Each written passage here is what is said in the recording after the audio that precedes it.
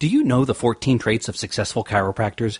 We've interviewed some of the top chiropractors in the industry and have identified the common traits that they all share. Jump on over to www.chirobusinessmojo.com to get your free report today. Welcome to the Chiro Business Mojo podcast, where we deconstruct the methods, marketing, and mindset of successful business people and chiropractors from around the world. And now your host, Dr. Richard Day. Yes, I am Dr. Richard Day, and this is the Chiro Business Mojo podcast. Well, I've got a very special interview today. This one actually ran long. We're going to split it into two parts. So today is part one. Make sure you check out tomorrow for part two with Dr. Tory Robson. Dr. Tory Robson earned his bachelor's degree from Montana State University while completing a 6-year term in the U.S. Air Force. After being turned on to the power of chiropractic, he attended Northwestern Health Sciences and graduated in 1995. Dr. Robson has personally designed and owned 5 chiropractic practices, plus designed and revamped countless others for DCs all over the country. Due to demand from the profession, Robson created WINNERSEDGE Chiropractic Consulting to teach his innovative and time-tested systems. Every week, he consults with as many as 100 DCs from all over the country and helps them create practices and personal lives of the highest level in the profession today. Dr. Robson has authored 31 CDs and DVD sets on chiropractic success, published 450 videos, teaches 13 events a year, and has over 5,000 calls with chiropractors annually. He also practices as a chiropractor at his clinic, ProSpine Health and Injury Center in Eden Prairie, Minnesota. Welcome, Dr. Tory Robson. That would be me. Appreciate you having me. Thanks so much for checking in with us today, and feel free to jump in and fill in any gaps that I may have glossed over in that bio. Well, that was quite a nice introduction you made there. I really appreciate that.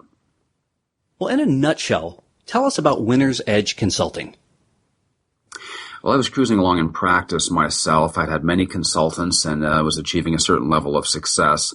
And I began to realize at the seminars I was going to that much of what I was doing was advanced beyond what I was learning at that point. And I had chiropractic students coming to me all the time saying, hey, why are you the way you are? Why is your practice the way it is? Why are you doing so well? And they would always want me to show them this or hang around in my office and all that. So I kind of got forced into doing some training, and really WINNERSEDGE Consulting emerged because I thought so many things I had learned out there, programs I was a part of, lacked so much. And so I wanted to make something that was more complete and revolved around what really counts in a chiropractor's life.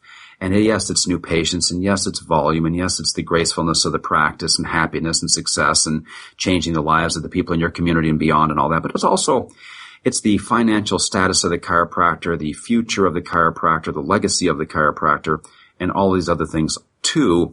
So I wanted to create the most complete and comprehensive chiropractor training organization possible. And I believe that's exactly what we have here now. Well, in your experience, because you come in contact with so many chiropractors, what is the most common thing that you're seeing that is keeping chiropractors from being successful? Yes, I talk to over 100 chiropractors every week. I have about 1,500 to 2,000 minutes on the phone with chiropractors every week. It's probably true that nobody individually talks to more chiropractors every week than I do. And so I have my finger on the pulse of chiropractors and on the pulse of the profession, especially including the events I do and these other things. The biggest things that are keeping chiropractors from being successful are this: laziness, weakness, cheapness. There it is. Wow. A learned helplessness is now created in chiropractic. A inability to problem solve. One of my patients is a big engineer. He hires other engineers. He hires these engineers to come in and starts to set them on a task with a big contracting project, and they come to him about an hour later and say, well, what's the answer? It's like, hold on a second here. You're the engineer. You're supposed to figure this out. That's what we're paying you to do. Yeah. And in chiropractic today, it's very, very simple. I'll have someone say, hey, what's that guy's name at that last seminar? I'll send them the name, and they'll reply back, hey, do you know his number? And I go, did you Google it? Someone will be sitting as an associate in an office and they'll call me and they'll want to be starting a new office. They called me the right guy. And they'll say, how big is an adjusting room? And I go, I don't know. How big is the one you're sitting in? So in other words, what we have here is there's a mental laziness and there's a training laziness. All right, as it relates to technique, as it relates to philosophy, and as it relates to the work required, the real amount of work required to be successful. If you got accepted to what's called the Swiss school, it is one of, if not the premier school for a chef to go, the Swiss school. And if you graduate from there and then you have your internship with one of the top chefs in the world, then you will be a graduate of the Swiss school and your ticket is for sure. At the Swiss school, if you're lucky enough to get in, guess what you get to do for the first year? Peel vegetables and fruits. But when do we get to start to make the cool stuff? No. Let's just start with peeling vegetables and fruits for a year. And in chiropractic and in many other things, everybody wants the trophy. They want the finished product. They want what, quote, I have, but they have to be willing to do all the grinding, hard, difficult work as it relates to your philosophy, as it relates to your technique, as it relates to your procedures and disciplines and physical training and mental training and all of that, to be able to become the man and become the woman that's capable of achieving those levels of success in practice, financially, and in life and with your family. So there's the enemies: laziness, weakness, cheapness, and if those persist, it moves on to stupidness. So there's the four enemies of the chiropractor: being lazy, weak, cheap, or stupid. And this is what we must eliminate. And when you really analyze this, you'll see how exactly true those four words are. So is there anything you're identifying or have identified as a cause of this, just human nature in general? I think it's society now. I think the chiropractic colleges have lost some of their potency in teaching chiropractic and preparing people. So that starts it all, and all the outside influences. See, when I was in chiropractic college, nobody had a computer, nobody had a cell phone. It was only philosophy, it was only technique, and that's what all the conversations were about. That's what everybody was spending time doing. But now, if you take all the time a person spends on a cell phone and all the time on a computer, well, all of that time that people are spent doing that now, I spent reading and studying and getting to be a better chiropractor. So there's all these things competing for the chiropractor's time that make it more difficult for the chiropractor to really put in the time, effort, energy, and work to get the job done. And plus, I think we have a society now where we don't want anybody to work too hard, and we don't want anybody to feel bad, and we got soccer games where we're not going to keep score, and people are going to get participation trophies, and so we sort of breed a false appreciation. In other words, people do nothing and they're being appreciated for it. Mm-hmm. And in the real world, it doesn't work that way. And then when you get to the real world and the borrowed money ends, and a chiropractor has to sit there, and follow me along here, is there's a point in life where the chiropractor has to be able to generate enough on their own personally to pay their own way in life.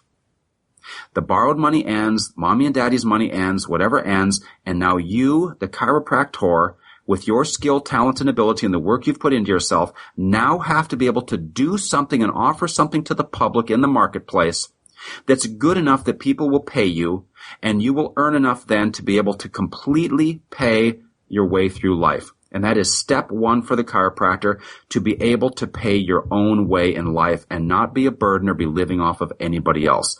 That is step one. And the number of chiropractors now that are struggling with that is astronomical. And that is something that I work very hard to make sure that the new chiropractor gets into the profit zone as quickly as they can. Wow, what you're throwing out there is so on point. And I got to tell you, in listening to you speak and knowing your background, how much did your military experience really prepare you for what you're doing now as a chiropractor? The military experience for me exposed me to men and women who were unbelievably good at what they did. In any department, let's say in the Air Force, because they have unlimited money for training, unlimited money for the latest equipment, you're able to be around unbelievably highly trained people. And if you hang around pilots and you kind of think like a pilot thinks, and I say that around my office all the time, I'll say to a CA if they make a mistake, well, it's a good thing you're not a pilot, because if you were, we'd all be dead. Do you see the difference? So there is a way of thinking of precision and of thoroughness and of having the proper backup and all of that to really do something that's impressive under pressure. So the military training for me was very valuable in that I was exposed to real high caliber work that had many times the consequences are death. That is, if this doesn't work right, guess what? You die. If you don't get the jet engine fixed right, guess what? The pilot gets to go up there and die. Okay? So there's a demand for excellence that is not often seen outside of that environment. Putting it in those terms really clarifies the importance of things, and there are no second chances and do-overs. Yeah, you just want to be at your best. You want to be physically and mentally superior to any person that walks in the door, so that then you are able to deliver your best for them. It's them, them, them, them. I work out physically and train as hard as I do because I want to be at my physical best for you today, for all of my clients and all my chiropractic patients. I also will do my reading, I'll do my mental training, I'll do this, my goals, keeping my mind clear, my faith in order, and my understanding of my eternal future, so I can be at my mental best for you today, for all of my clients, for all of my patients. And I want them to adopt that same philosophy where we have an opportunity. You've been given a mind, you've been given a physical body. Let's train it to its physical and mental best. So then as you go through life, you're so much better able to handle all the things that are coming at you. But if you're physically weak and you're mentally weak, the evil forces that are out there in the business world and in the chiropractic world and in life in general will overtake you. And we can't let that happen. We must really work hard to be sharp and be at our best for them, and of course also for ourselves. So what are some specific skills that you teach for individuals, teams, and corporations? The number one starting point is this: absolute clarity with what the goal is, and to get it in the form of a question. How can I graduate from chiropractic college, have my own clinic up and running within 90 days, and be gracefully treating, adjusting 100 plus patients a week within 90 days after that? How can I do that? See the clarity of that question? Absolutely. How can I grow my practice from 150 visits a week to over 200 visits a week? What must I learn? What must I add? What must I eliminate? What must I do? I am a receptive instrument ready for change, and the change required to get to that new level of 200 or more visits every week. See the clarity. So we start, I have an entire process here. It's a 12-phase thing. We call it our practice transformation guide.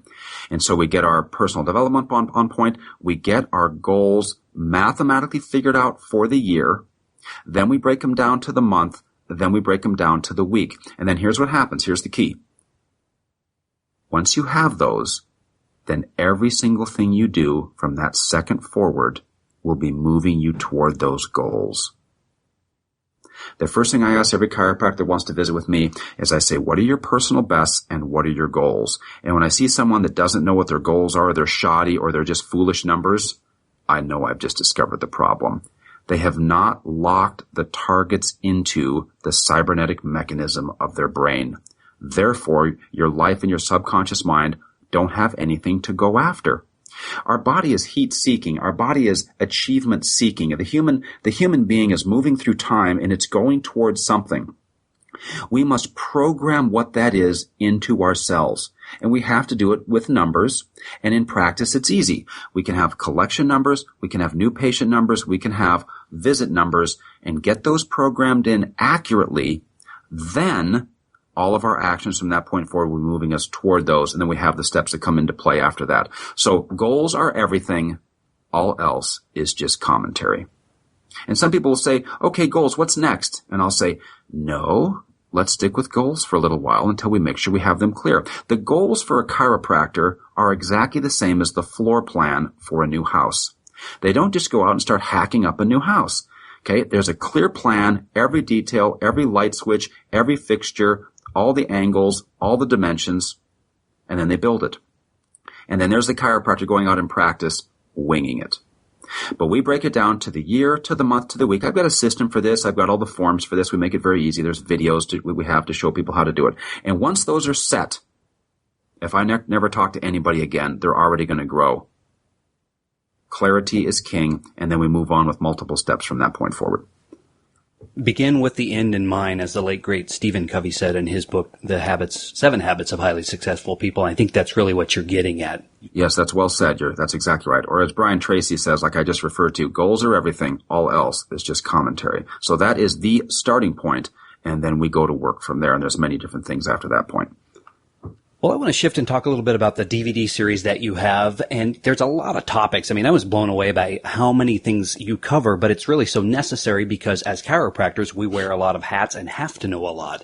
Do you mind sharing with us a few real nuggets, some next steps, maybe about some subjects that are, that you cover, one or two of them?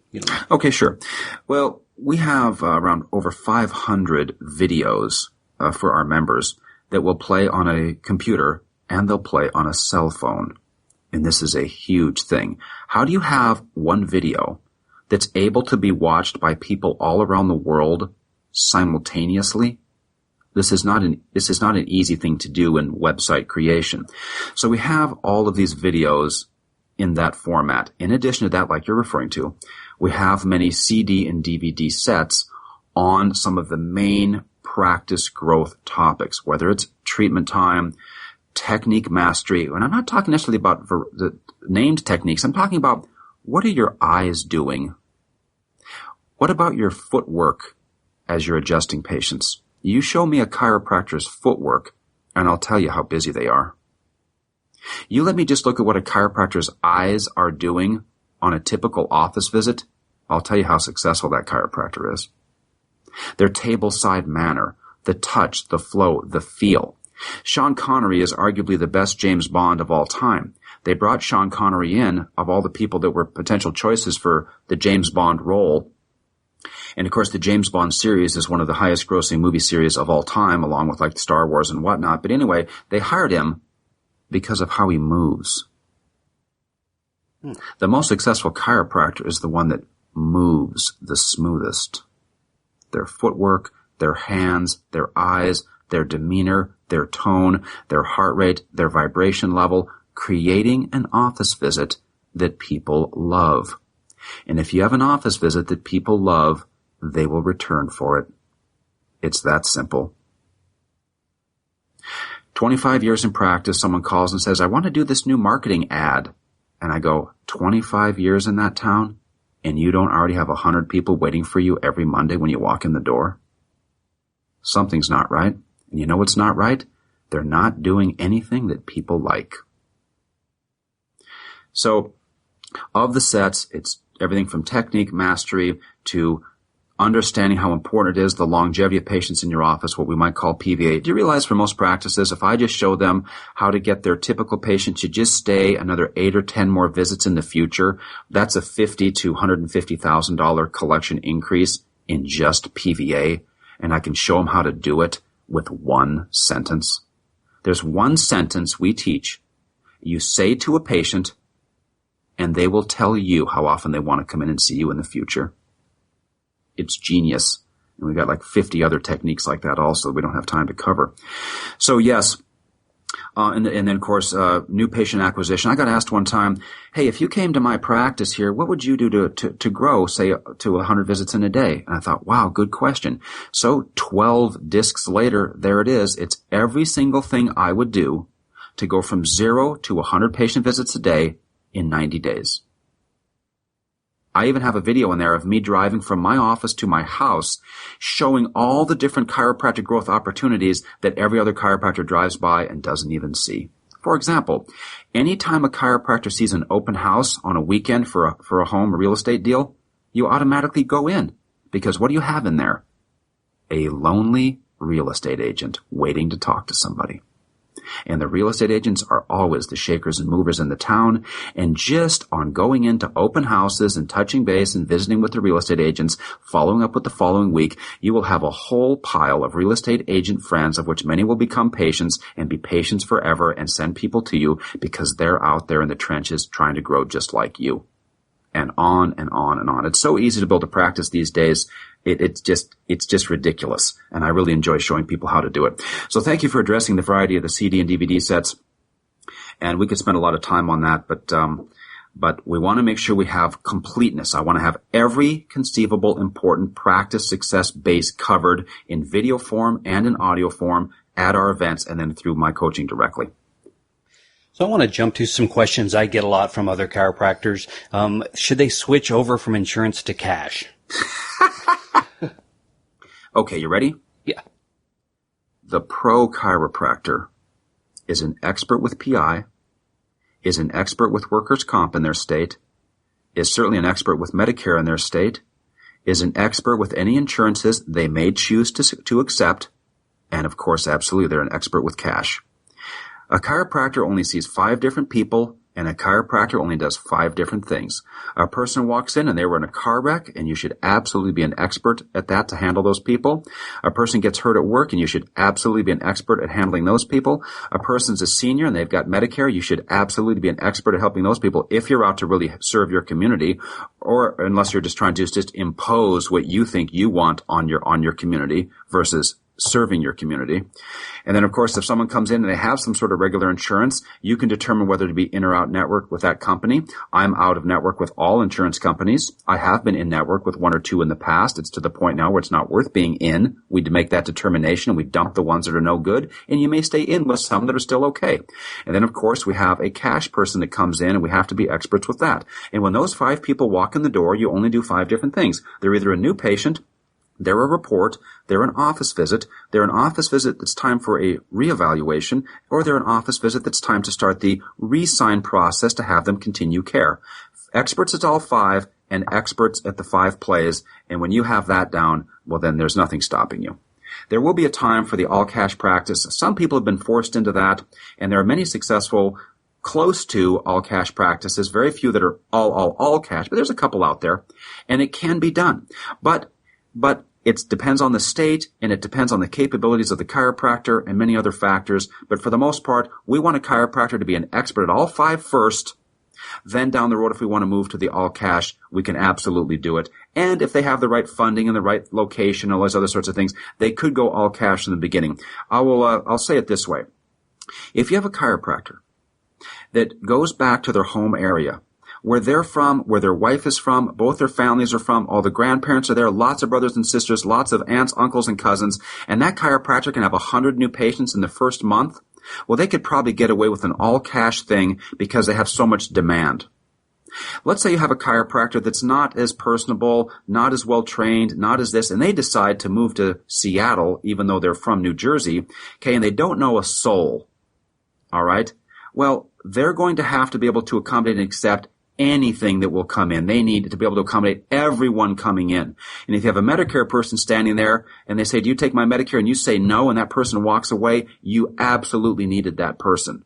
So it depends on the scenario for the chiropractor, but we are heading in chiropractic to a very exciting time. We call it this. It's getting so bad with insurance, it's actually getting good. The biggest practices have yet to be built. The most fulfilling practices, I'm telling you, are on their way. So regardless of the scenario in the state with the chiropractor, we engineer the solution that's best for them then, and yes, it will naturally be moving toward a cash model over time. Well, what kinds of marketing are you seeing? I get this question a lot. What should I be doing in terms of marketing? What works the best? The number 1 marketing tool for the chiropractor is printing out their current patient list, highlighting all the names of all the patients on the list that you'd like to see again. Then you take and you write all of those names on a piece of paper, which we call the recall list. And every single week at your cool 30-minute Winner's Edge team meeting, you read those names out loud. And you think about those people's faces walking in the door. That is the number 1 marketing tool for the chiropractor that must be in place and be automated. Weekly team meeting, she hands me the recall list. I read all the names out loud. Jerry Johnson, Bill Johnson, Susie Smith. And I picture them coming in, and I picture a smile on their face, and I picture their results, and I picture them referring people. See, I picture that very quickly in that instant when you read that name. That's number one. Number two, we move out from there. Then as people are coming in, we are always talking about referrals and making referral-type statements, referral-type comments, referral-type points. Okay, and we do this in a very high-powered way, and we don't have enough time to go into it too detailed, but I'll tell you like this. You have a patient, you make a great adjustment, and you tap them on the shoulder, and you say, I know, that's why everybody loves to be here every week, John. And I'm saying, be here every week, John, as I'm tapping the guy on the shoulder. Or you make a great adjustment and you say, I know, it makes you want to go back and tell all your friends to come in, Sherry. See, I'm giving her a command. Tell all your friends to come in, Sherry. So we have a system of office visit talk, which is another CD set, where we teach the language that you use with your patients to basically program them to continue care, to refer people in, and to make all their visits. Because that's our job. The more visits a person can get, the better. The more people they refer, the better. And of course, the longer they stay under care, the better. All right? So then we go out from that, and then it turns into this. One single sheet of paper that has, here's where we are, here's what I do, here's why I'm great, and here's what you get when you come in. Here's a nice picture of my office. Here's a map to the office. Here's a great picture of me. And by the way, on the backside, look at all these testimonials of me with patients. The male patient, the female patient, the senior patient, the kid patient, all these varieties of patients, one sheet of paper. And you walk in and give it to every place within 5 minutes of your office. How many people in chiropractic have people that are a block away with a blistering headache and have no idea that you're there? And that chiropractor calls me up and says, hey, I'm looking to place this insert in the paper. I need to place an ad. And I go, why don't you just walk across the street to that dental office, walk in and say, I'm right across the street. I drive by your place every day. Here's my information. I've got a couple gift certificates for you. Anybody here has anything bugging them, you call me. I'll take special care of you, okay? And walk out the door. Physical action, moving through space in a situation where you could be embarrassed. That's what always works the best. So it's your existing list of patients. It's your current patients coming in and talking referrals and talking about them and their case and their friends and family. Okay. Then it's the immediate 5-minute area around your office. There. It's those three things. And if you do those three things well, you really don't need anything else. But yes, if we can have screenings, yes, we can have talks. Yes, we can do other promotional sorts of things. But if those three aren't already good, all those other ones are a waste. Doc, you're dropping value bombs galore here, and I'm getting excited just listening to you because what I love about what you're talking about is it's either low or no cost. What's the return on investment for making a list and speaking the names out loud? It didn't cost you anything but your time, but what a powerful way to bring those people in. Thanks for listening to the Chiro Business Mojo podcast at www.chirobusinessmojo.com.